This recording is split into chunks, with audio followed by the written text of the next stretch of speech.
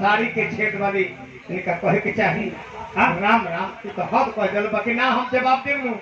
तो हे लोगवा कहे जे कुंवर के बोलाओ रहा अभियंता के ठहरावे खा हाय अभियंता हाथ ना बोले कुछ बोलले ना तो सलील भाषा में जवाब दो हां कैसे बोल जे तू केहू के दू गो नाम हो जाला लड़का के जेकर लड़का फेंके ना दिएला ओकर बावरे ना घराला घुर हुआ हतवार कहे तो तवरुआ मंगर कहे तो मंगरुआ घुर कहे तो बुधुआ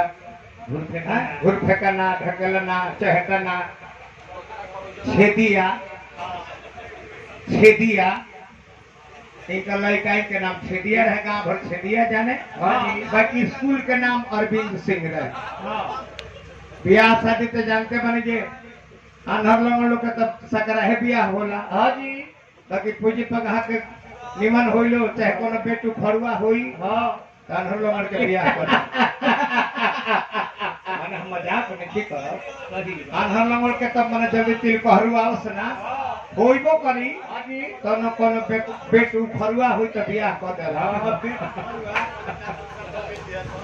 रे सुनो अब तो जाने की बियाह तो इनका ठीक भई हां बियाह हुइयो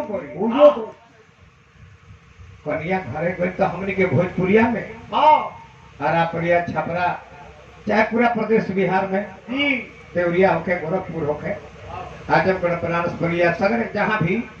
कन्या देखा वाली प्रथा चले फोटो ही केहू के जाले न हां तो कन्या देखे खातिर गांव में के मेहरारू आवेली ये फलाना चली ना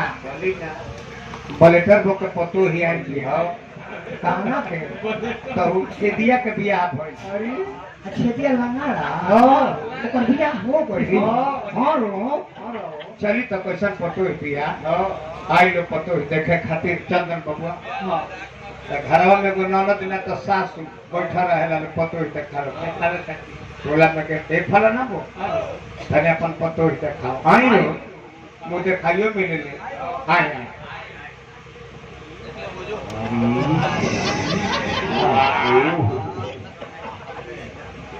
आई पापा कटन तू तो जीत गई ये बाप कटन तू जीत गई बारू पतो कथा में सुगर नहीं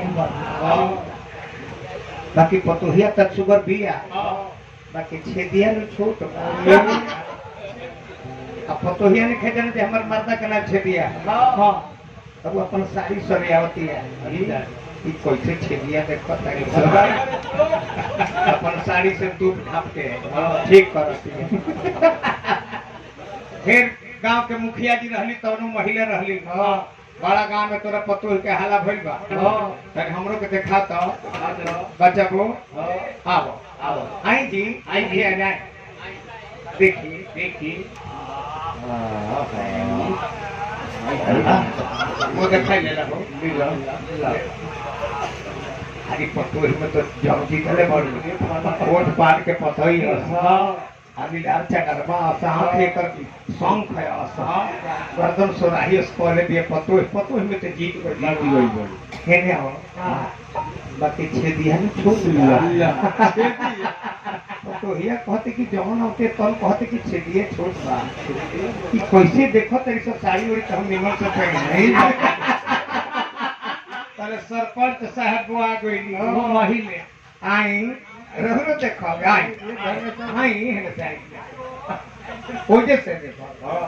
घूम जाओ सरपंच भाई बड़ी आओ देखा ए बच्चा आओ देखा लो आया अरे जीत गई बड़ो पतो ही में तो कटही लायक नहीं थे केने आओ छेदिया न छोट आ पतो हिया खिसिया गोली जवन जानी आवतारी जवन जानी कहतारी कि छेदिया छोट का